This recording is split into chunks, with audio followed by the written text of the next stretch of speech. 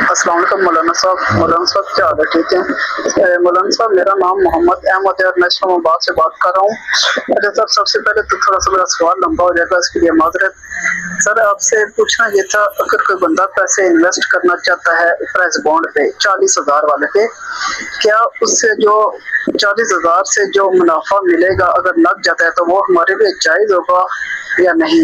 और दूसरी बात ये पूछना था कि अगर हम जाते हैं वहाँ पे तो वो 40,000 पे बॉन्ड पे ना गालबन 6 महीने साल के बाद फिर 6 महीने के बाद वो उसके ऊपर मुनाफा देते हैं, वो स्टेट बैंक खुद ही वो देता है। तो क्या वो मुनाफा भी हमारे लिए जायज होगा नहीं जायज होगा? इन दोनों सूरतों में मौलाना साहब वजाहत कर दें।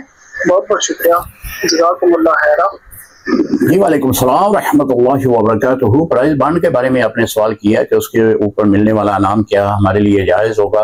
ये मोहतरम, प्राइस बॉन्ड खरीदना, आगे फरोख्त करना शरई तौर पर जायज़ है। इसी तरह उस पर जो इनाम मिलता है वो भी शरई तौर पर जायज़ है। अगर कि बस उलमा ने इसे नाजायज़ लिखा है, लेकिन उलमाए कसीरा की तादाद जो है उसके जवाज़ के ऊपर फतवा देती है।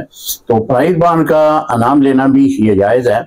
एक सूरत इसमें सूद की आती है, वो ये है कि अगर आप 40,000 रुपये का बॉन्ड खरीदते हैं तो उसमें अजाफी पैसे आप इस्तेमाल करते हैं, तो ये सूरत जो है वो सूद की है। इस तरह आप नहीं कर सकते। अगर आप जितने का बॉन्ड है उतनी ही रकम देकर खरीदते हैं तो ये शरई तौर पर जायज़ होगा। बाज़ दफ़ा ऐसे भी देखने में आया है कि जब कुरानदाजी के दिन करीब आते हैं तो फिर प्राइस बॉन्ड की कीमत में लोग जो है मार्केट में इजाफा कर देते हैं। तो इस तरह अगर इजाफे की सूरत में आप प्राइस बॉन्ड खरीदते हैं तो ये जायज़ नहीं होगा। अस्सलाम वालेकुम रहमतुल्लाहि व बरकातहू।